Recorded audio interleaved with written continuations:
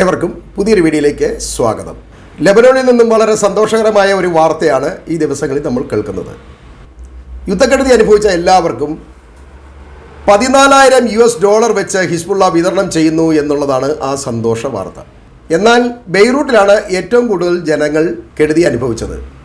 അവർക്കെല്ലാം തന്നെ $12,000 വെച്ചാണ് ഹിസ്ബുള്ള നൽകുന്നത്. ഇവരെല്ലാം അഭയാർത്ഥികളായി തിരികെ വീടുകളിലേക്ക് വന്നവരാണ്. ഇവർക്കൊന്നും ജോലിയും വരുമാനവും ഒന്നും ഇല്ലാത്തത് മനസ്സിലാക്കിക്കൊണ്ടാണ് ഹിസ്ബുള്ള ഈ സൽപ്രവൃത്തി ചെയ്യുന്നത്. ഇതിനായി ഇവർക്ക് ഈ പണം നൽകുന്നത് ഇറാനാണ്. അതുകൂടാതെ ഹിസ്ബുള്ളയ്ക്ക് അവരുടെ വിദേശ ഫണ്ടുകൾ ഒരുപാട് ലഭിക്കുന്നുണ്ട്. അത് ഈ ഹിസ്ബുള്ളയെ അനുകൂലിക്കുന്നവരും പലസ്തീനെ അനുകൂലിക്കുന്നവരുമായ ഒരുപാട് വിദേശത്ത് ജോലി ചെയ്യുന്നവരൊക്കെ ഇവർക്ക് ഫണ്ടുകൾ ചെയ്യുന്നുണ്ട്. അതൊക്കെ അടുത്താണ് അവർ ഈ അഭയാർത്ഥികൾക്ക് വിതരണം ചെയ്യുന്നത്. നേരത്തെ തന്നെ ഞാൻ പറഞ്ഞിരുന്നു, വീടുകളിലേക്ക് തിരിച്ചു വന്നവരെല്ലാം അത്ഭുതപ്പെടുത്തിക്കൊണ്ട് ഓരോ കത്തും അതിനൊപ്പം കുറച്ച് നല്ല തുകയും ഈ ഹിസ്ബുള്ള വെച്ചിരുന്നു എന്നുള്ള കാര്യം. അതിനെ തുടർന്ന് വീണ്ടും അവർ ബെയ്റൂട്ടിന് പുറത്തുള്ളവർക്ക് $14,000 ബെയ്റൂട്ടിലുള്ളവർക്ക് $18,000 വെച്ച് വിതരണം ചെയ്തു തുടങ്ങുകയാണ്. ഹിസ്ബുള്ളയെ സംബന്ധിച്ച് അവർ 2006 ഇങ്ങനെ ഒരു സൽപ്രവൃത്തി ചെയ്തിരുന്നു. 2006 ഇസ്രായേലുമായിട്ടുണ്ടായ ഒരു ഏറ്റുമുട്ടലിൽ നഷ്ടം വന്നവർക്കെല്ലാം അവർ പണം ഇതുപോലെ വിതരണം ചെയ്തിരുന്നു. അല്ലാതെ അവരെന്ത് ചെയ്യാൻ പറ്റും? മരിച്ചവരെ തിരിച്ചു കൊണ്ടുവരാൻ കഴിയില്ലല്ലോ. അപ്പോൾ വീടുകൾ പുനർനിർമ്മിക്കാനും മറ്റവരുടെ ആവശ്യങ്ങൾക്ക് വേണ്ടിയും പണം കൊടുക്കുക, അതേ വഴിയുള്ളൂ. നമ്മളെല്ലാം അങ്ങനെയാണല്ലോ. അതായത് ബ്ലഡ് മണി പോലെ കുറച്ച് പൈസ കൊടുക്കും, അതിലൂടെ അവർ വീണ്ടും ജീവിതം കെട്ടിപ്പടുക്കുന്നു. ഈ ഒരു പ്രോസസ്സാണ് പൊതുവെ ഈ പശ്ചിമേഷ്യയിൽ നടന്നുകൊണ്ടിരിക്കുന്നത്. അതിനർത്ഥം ഹിസ്ബുള്ള ഈ രാജ്യത്തെ ജനങ്ങളുടെ അഭിവൃദ്ധി ആഗ്രഹിക്കുന്നു എന്നുള്ളത് തന്നെയാണ്. അതല്ലാതെ സിറിയയിലെ പോലെ ശത്രുക്കളെ മുഴുവൻ കൊന്നെടുക്കുകയും അവരുടെ വസ്തുവകൾ നശിപ്പിക്കുകയും അനുകൂലിക്കുന്നവരെ മാത്രം സംരക്ഷിക്കുകയും ചെയ്യുന്ന നിലപാട് സ്വീകരിച്ചാൽ ഈ അസദും പുതിയ വന്നിരിക്കുന്ന ജോലാനി സംഘവും തമ്മിൽ എന്താണ് വ്യത്യാസമുള്ളത്? നമ്മളൊക്കെ ഈ പണ്ട് യുദ്ധങ്ങളെക്കുറിച്ച് നമ്മൾ കേട്ടിട്ടുണ്ട്. അതായത് ഓരോ രാജ്യങ്ങൾ കീഴടക്കിക്കൊണ്ട് അവിടുത്തെ കോട്ടകൾ പിടിച്ചെടുക്കുക, രാജ്യങ്ങൾ പിടിച്ചെടുക്കുക, അങ്ങനെ മറ്റ് രാജാക്കന്മാർ. ഇതെല്ലാം ഇപ്പം നമ്മുടെ മുന്നിൽ നടന്നുകൊണ്ടിരിക്കുക എന്നുള്ളതാണ് രസം. ഇപ്പം ഈ ആധുനിക യുഗത്തിലും ഇതാണ് സംഭവിച്ചിരിക്കുന്നത്. കയ്യൂക്കുള്ളവൻ അടുത്ത രാജ്യം കയറി പിടിക്കുക. ഇസ്രായേൽ അതാണല്ലോ ചെയ്തുകൊണ്ടിരിക്കുന്നത്. ഇതിനെ ലോകം പഴയതിൽ നിന്നും വ്യത്യസ്തമായി വേറൊരു കോണിലൂടെയാണ് കാണുന്നത്. ശക്തരും ആയുധമുള്ളവരുമായ ഒരു വിഭാഗം ഈ ഇസ്രായേലിനെ പോലുള്ള സംഘത്തെ ഒപ്പം നിന്നുകൊണ്ട് അവരെ സംരക്ഷിക്കുകയും മറുപക്ഷത്തുള്ള ദരിദ്രരായ ആൾക്കാരെ അവരെ തീവ്രവാദികളാക്കിക്കൊണ്ടും കുറ്റവാളികളാക്കിക്കൊണ്ടും ശിക്ഷിക്കുകയാണ് ചെയ്യുന്നത്. ലോകത്തിന് 2 നിയമമാണുള്ളത്. മറ്റൊരു രാജ്യം പിടിച്ചെടുക്കാൻ പാടില്ല നിയമമുള്ളപ്പോൾ തന്നെയാണ് ഈ പ്രവർത്തികൾ ചെയ്യുന്നത് എന്നുള്ളതാണ് ഏറ്റവും രസകരമായ സംഭവം. അതോടൊപ്പം ഹൂത്തികൾ അവരുടെ പ്രവർത്തികൾ തുടർന്നുകൊണ്ടിരിക്കുകയാണ്. ഇന്നലെ ചെങ്കടലിലൂടെ പോയ ഒരു വെസൽസിൻ്റെ ഒരു കപ്പലിന് അകമ്പടി പോയ US നേവി കപ്പൽ അടിച്ച് തീരുമാനമാക്കിയിട്ടുണ്ട്. അതിപ്പോൾ ചെങ്കടലിൽ നിന്ന് കത്തുകയാണ്. US ഞെട്ടിച്ചുകൊണ്ടാണ് ഈ ആക്രമണം ഉണ്ടായത്. അതുകൂടാതെ തന്നെ അവർ ദിവസവും ഇസ്രായേലിലേക്ക് മിസൈലുകൾ ഇങ്ങനെ തൊടുത്ത് വിട്ടുകൊണ്ടിരിക്കുകയാണ്. സിറിയയിലെ അസദിൻ്റെ ഭരണകൂടത്തിൻ്റെ വീഴ്ചയും അതിനെ തുടർന്ന് ജോലാനി സംഘത്തിൻ്റെ വരവുമൊക്കെയായി സിറിയൻ സംഭവങ്ങളെ ഇങ്ങനെ വിശകലനം ചെയ്യുമ്പോൾ അതിനിടയിൽ ഹൂത്തികളെ നമ്മൾ വിസ്മരിക്കുകയാണ് ചെയ്യുന്നത്. അവർ ശരിക്കും ഇസ്രായേലിനെ അതിഭയാനകമായി ആക്രമിക്കുന്നുണ്ട്. ഇസ്രായേലിൻ്റെ പല ഭാഗത്തും ഹൂത്തികൾ ദിവസവും മിസൈലുകൾ അടിച്ചുകൊണ്ടിരിക്കുകയാണ്. ഇസ്രായേലിനെ സംബന്ധിച്ച് ഇപ്പോൾ ഈ ജോലാനി സംഘത്തെയും നേരിടേണ്ട ഒരവസ്ഥ, അതായത് സിറിയയിൽ അവിടെയും ഏറ്റുമുട്ടേണ്ട ഒരവസ്ഥയാണ്.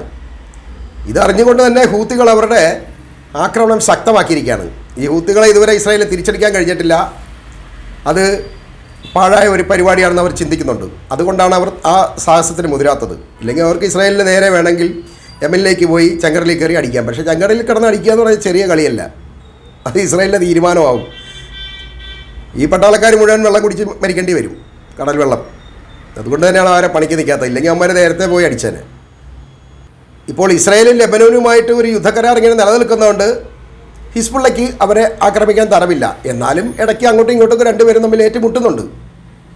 എന്നാൽ ഹൂത്തികൾക്ക് ആ ഒരു നിയമം ബാധകമല്ലാത്തതുകൊണ്ട് അവർ പഴയ പോലെ തന്നെ സ്ഥിരമായി തന്നെ ഈ ഇസ്രായേലിനെ ആക്രമിച്ചുകൊണ്ടിരിക്കുകയാണ്. ഈ ഹൂത്തികളെങ്ങനെ നിയന്ത്രിക്കാൻ കഴിയുമെന്ന് നെതന്യാഹുവിന് യാതൊരു ഊഹവുമില്ല. US വരെ പിന്മാറിയിരിക്കുകയാണ്. US പടക്കപ്പലുകളെയാണ് ഈ ഹൂത്തികൾ ആക്രമിക്കുന്നത്. അത്രയധികം അവർ കരുത്ത് നേടിയിരിക്കുകയാണ് ഹൂത്തികൾ. അതാണ് നമ്മൾ ഏറ്റവും ദുർബലരെന്ന് കരുതുന്ന പലരും വളരെ ശക്തരാണ്. അവർക്ക് അതിശക്തരെ പ്രഹരമേൽപ്പിക്കാൻ കഴിയും. അതാണിപ്പോൾ ഈ യമനിൽ നിന്നുള്ള മിസൈലുകൾ ഇസ്രായേലിൽ വീഴുമ്പോൾ നമ്മൾ മനസ്സിലാക്കേണ്ടത്. പിന്നെ ഇന്നലെ ഗസയിൽ നിന്ന് 4 റോക്കറ്റും കൂടി ഇസ്രായേലിലേക്ക് വീണിട്ടുണ്ട്. അവർ പറഞ്ഞ തുറസായ സ്ഥലത്താണ് 2 റോക്കറ്റ് വീണത്, 2 ഞങ്ങൾ അടിച്ചിട്ടെന്നൊക്കെ പറയുന്നുണ്ട്. തുറസായ സ്ഥലങ്ങളിലാണെന്ന് പറഞ്ഞാലും ഇവരുടെ ഒന്നും ആയുധങ്ങൾ ഇപ്പോഴും നശിച്ചിട്ടില്ല എന്നുള്ളതാണ് നമ്മൾ മനസ്സിലാക്കേണ്ടത്. അതിന് പകരമായി ഇസ്രായേൽ കൊണ്ടുപോയി ഗസയിൽ വീണ്ടും കുറേ ആക്രമണങ്ങൾ നടത്തുന്നുണ്ട്. അത് അവർ സ്ഥിരമായി ചെയ്തുകൊണ്ടിരുന്നുണ്ട്. അവർ കുറേ ആൾക്കാരെ സ്ഥിരമായി കൊല്ലുന്നുണ്ട്. പക്ഷേ ഇവരെ ഒരിക്കലും ഹമാസിനെ അവർക്ക് നശിപ്പിക്കാൻ കഴിയുന്നില്ല. അതുകൊണ്ട് തന്നെ വെടിനിർത്തൽ കരാറിനെ കുറിച്ച് ഇപ്പോൾ നെതന്യാഹുവും ആലോചിച്ചു തുടങ്ങിയിരിക്കുന്നു. ഗസയുമായി ഒരു വെടിനിർത്തൽ കരാർ വേണമെന്നാണ് ഈജിപ്തിനോട് ഈ നെതന്യാഹു തന്നെ ആവശ്യപ്പെടുന്നത്. കാരണം അവർക്ക് വേറെ നിക്കക്കള്ളിയില്ല. ഈ ഹൂത്തികളുടെ ആക്രമണം നിൽക്കണമെന്നുണ്ടെങ്കിൽ ഈ ഗസയുമായി ഒരു യുദ്ധക്കരാർ വേണ്ടി വരും, വെടിനിർത്തൽ. എന്നിട്ട് ബന്ദികളെ തിരിച്ചെടുക്കേണ്ടതുണ്ട്. ട്രംപ് ഭരണത്തിലേറാൻ ഇനി 10 ദിവസം പോലും ഇല്ല. 20-ാം തീയതി അയാൾ ഭരണത്തിൽ കയറുകയാണ്. അതിനു മുമ്പായിട്ട് ഈ ഒരു ഒത്തുതീർപ്പ് ചർച്ചയും ബന്ദികളെ തിരിച്ചെടുക്കുകയൊക്കെ വേണ്ടത് ഇസ്രായേലിൻ്റെയും ആവശ്യമായി മാറിയിരിക്കുകയാണ്. പക്ഷേ ഒരു കാരണവശാലും ഗസ അതിനു വേണ്ടി അല്ലെങ്കിൽ ഹമാസ് അതിനു വേണ്ടി വഴങ്ങുന്നില്ല എന്നുള്ളതാണ് ഈ നെതന്യാഹുവിനെ ബുദ്ധിമുട്ടിക്കുന്നത്. കാരണം അവർക്ക് പലസ്തീൻ എന്ന രാഷ്ട്രത്തിനപ്പുറത്തേക്ക് യാതൊരു ഒത്തുതീർപ്പുമില്ല എന്നാണ് ഇപ്പോഴും ഹമാസ് പറയുന്നത്. നിങ്ങൾ സിറിയയിൽ ആക്രമിക്കുകയോ ഈ ലെബനോനിൽ ആക്രമിക്കുകയോ ആരെ ആക്രമിച്ചാലും കുഴപ്പമില്ല, ഞങ്ങളിങ്ങനെ ആക്രമണം തുറന്നുകൊണ്ടിരിക്കും. അതിനെ സപ്പോർട്ട് ചെയ്തുകൊണ്ട് ഹൂത്തികളും ആക്രമിക്കുന്നു. ഈ ഹൂത്തികളിൽ നിന്നും തുടർച്ചയായുള്ള ആക്രമണങ്ങളിങ്ങനെ വരുമ്പോൾ മഗാസി ഏരിയയിൽ നിന്നും കുറേ ആൾക്കാരെ അവർ മാറ്റിയിട്ടുണ്ട്. ഇപ്പോൾ തന്നെ അവർ ഹോട്ടലുകളിലും ഒക്കെ താമസിപ്പിച്ചിരിക്കുകയാണ് ഈ ആൾക്കാരെ ഒഴിപ്പിച്ചുകൊണ്ട്. ഇസ്രായേൽ ആകപ്പാടെ കുഴപ്പത്തിലാണ്. ഇനി യുദ്ധമൊക്കെ കഴിഞ്ഞ് എപ്പോഴാണ് എന്ന് ശരിയായി കിട്ടുന്നത് എന്നുള്ളതാണ് നമ്മൾ ചിന്തിക്കേണ്ടത്, ഇസ്രായേലികൾ ചിന്തിക്കേണ്ടത്. ഇസ്രായേൽ ഭക്തർക്കൊന്നും അറിയേണ്ട ആവശ്യമില്ല. അവിടെ കുഴപ്പമൊന്നുമില്ല, നല്ല അടിപൊളി കേട്ടോ. അത് കണ്ടില്ല, അപ്പോൾ ഇതിൻ്റെ വീഡിയോ കണ്ടില്ലേ, നല്ല അടിപൊളിയായിട്ട് വരും, കുഴപ്പമൊന്നുമില്ല. വെറുതെ ചുമ്മാതാ. കുഴപ്പം തന്നെയാണ്, ഇസ്രായേൽ വൻ കുഴപ്പം തന്നെയാണ്. എല്ലാവരും ബങ്കറിനകത്ത് ഇരിക്കുക, അങ്ങോട്ട് സൈറൻ അടിക്കുക, ഓടിപ്പോയി ബങ്കറിൽ കയറുക, അവിടെ വന്ന് 10 മിനിറ്റ് കഴിഞ്ഞ് തിരിച്ചിറങ്ങി വരിക. നമ്മൾ ഈ ബാത്റൂമിലൊക്കെ പോകുന്ന പോലെ വീണ്ടും അവരുടെ ജോലികൾ തുടരും. അതൊരു നിത്യാഭ്യാസം പോലെ അവർ സ്വീകരിച്ചു കഴിഞ്ഞു. ഇപ്പം മിസൈൽ എവിടെ നിന്നാണ് വരുന്നത്? അതായത് മര്യാദ കിടത്തും കിടന്ന് ഉറങ്ങാൻ പറ്റില്ല. നാട്ടിൽ വീടുകളുള്ളതിനേക്കാൾ കൂടുതൽ ബങ്കറാണ് ഉള്ളത് ഇസ്രായേലിൽ. ഇപ്പോൾ നിറച്ച് ബങ്കറാണ്, റോഡ് മുഴുവൻ ബങ്കർ ഉണ്ടാക്കി വെച്ചിരിക്കുക. മുഴുവൻ എക്സ്ട്രാ ഇരുമ്പിൻ്റെ കൂടുകൾ ഉണ്ടാക്കി വെക്കുകയും അതുകൂടാതെ ഭൂമിക്കടിയിൽ ഉണ്ടാക്കി വെക്കുകയും ഇതെല്ലാം ചെയ്ത് ആകപ്പാടെ മുഴുവൻ ബങ്കറാണ്. വീട്ടിലൊന്നും ആരുമില്ല. ആ ഒരവസ്ഥയാണ് ഇസ്രായേലിൽ. അങ്ങനെയൊക്കെ ഒരു രാജ്യത്തിന് മുന്നോട്ട് പോകാൻ കഴിയും. എത്ര ആൾ മുന്നോട്ട് പോകും? എന്തായാലും ഹിസ്ബുള്ളയുടെ ഈ ചില നിലപാടുകളെക്കുറിച്ച് അറിയിക്കാനാണ് ഞാൻ ഇപ്പോൾ ഈ വീഡിയോ ചെയ്യുന്നത്. അതുകൊണ്ട് തന്നെ അവരിൽ നിന്നും കൂടുതൽ കാരുണ്യം പ്രതീക്ഷിക്കാം. അവരും ഒരു ഗസയും ഇസ്രായേലും തമ്മിലുള്ള വെടിനിർത്തൽ ആഗ്രഹിക്കുന്നുണ്ട്, ഹൂത്തികളും ആഗ്രഹിക്കുന്നുണ്ട്. ആ വെടിനിർത്തൽ ജനുവരി 20-ന് മുൻപ് തന്നെ വരും എന്ന് നമുക്ക് പ്രതീക്ഷിക്കാം. അങ്ങനെയാണ് കാര്യങ്ങൾ മുന്നോട്ട് പോയിക്കൊണ്ടിരിക്കുന്നത്. ചർച്ചകൾ പുരോഗമിക്കുന്നുണ്ട്. അത് ഈജിപ്തിൽ വെച്ച് നടക്കുന്നുണ്ട്.